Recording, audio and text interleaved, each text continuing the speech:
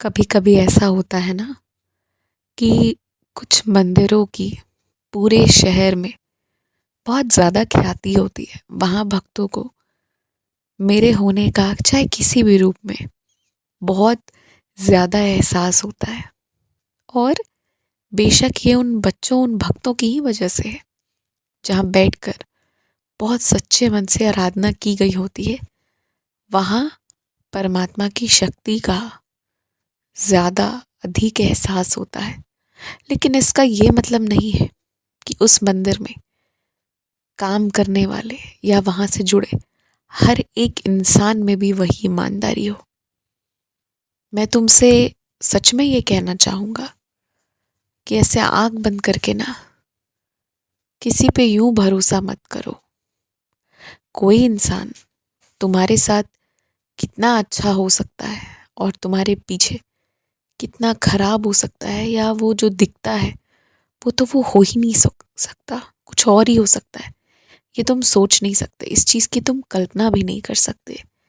जो तुम्हें मोटा मोटा मालूम है कि हाँ ये सारे तरह की पूजा पाठ होती हैं, कभी कोई कथा कराना, कभी रुद्राभिषेक कराना, कभी महापुराण पढ़वाना, ये सब जो भी तुम्हें पता है ये सब तो एक तरफ है। ये जो कराते हो यही कराओ। पर ये कोई नए और अलग पूजा के बारे में कहे या कोई जाप करने के बारे में कहे तो मना कर देना।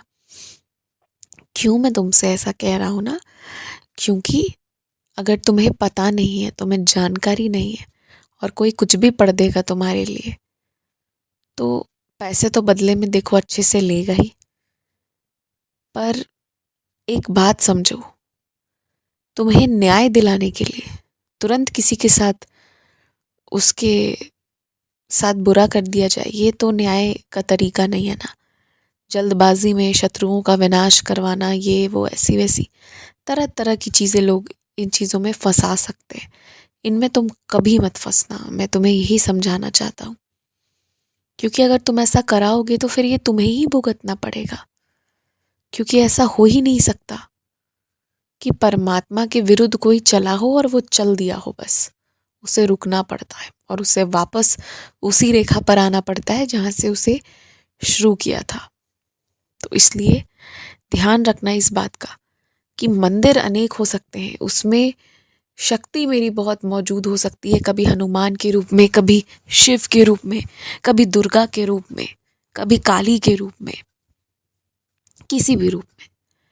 लेकिन वहाँ मौजूद हर इंसान या वहाँ से जुड़ा हर इंसान अच्छा ही हो या बुरा ही हो, ये ज़रूरी नहीं है। इसीलिए जब भी प्रेम करो तो दरबार और दरबार में उपस्थित परमात्मा से करो, वहाँ के अन्य दरबारियों से मतलब मत रखो। और पिछले कुछ दिनों में मैंने देखा है कि तुमने अब पैसों का लेन देन बहुत कम कर दिया है। दान वगैरह भी बहुत सोच समझ कर रहे हो। मुझे ये चीज़ बहुत अच्छी लग रही है। सुबह सुबह तुम्हारे घर जो काम करने आते हैं, उन्हीं के जो बच्चे आते हैं ना, सुबह उनको 2 रोटी खिला दो, 2 शब्द प्रेम से बोल दो, यही काफ़ी है। इसके अलावा और कहीं जाकर पैसे देकर उसका क्या हो रहा है जब ये सब पता नहीं चल सकता, तो वहाँ नहीं भेजकर तुम बहुत अच्छा कर रहे हो। चाहे मेरा ही नाम लेकर क्यों ना तुमसे पैसे मांगे जाएं, पर मत देना। 100 बार मुझसे सवाल करो कि साईं दूँ या ना दूँ, और जब तक दिल हाँ ना कहते ना, तब तक मत देना। ध्यान रखना, क्योंकि तुम्हारा दिल कभी झूठ नहीं बोलता, कभी भी नहीं। हो सकता है सामने वाले लोग मेरी भक्ति करें, हो सकता है सच में भक्ति करते हो, परंतु थोड़ा लालच भी रखते हो मन में, ये भी तो हो सकता है ना, कुछ भी हो सकता है।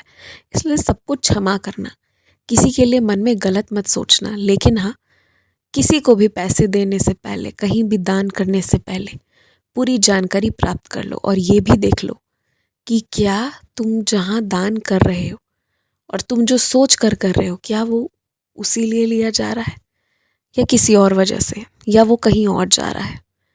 क्या जो दिख रहा है और समझ आ रहा है वही सच है या कुछ और है, इसकी भी पूरी जानकारी प्राप्त करो।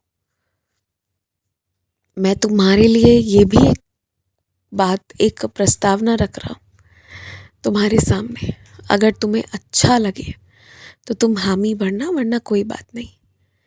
आने वाले दिनों में त्योहारों की वजह से तुम्हें अलग अलग जगह से बुलाहट आ रही है, तो तुम अगर चाहो तो दोनों ही जगह चले जाओ, तुम्हें कोई मना नहीं करेगा। तुम देख लेना इस बारे में। अगर तुम जाना चाहते हो तो तुम जाओ दोनों जगह, घर से भी तुम्हें डांट नहीं पड़ेगी। लेकिन अगर तुम्हारा मन नहीं है तो मत जाओ। ये बुद्धि विवेक से और अपनी इच्छा से, अपने शौक से जो तुम्हें लगे वही काम करना। मन करे तो जाना दोनों जगह, मन करे तो एक ही जगह जाना। आयुष्मान भवा।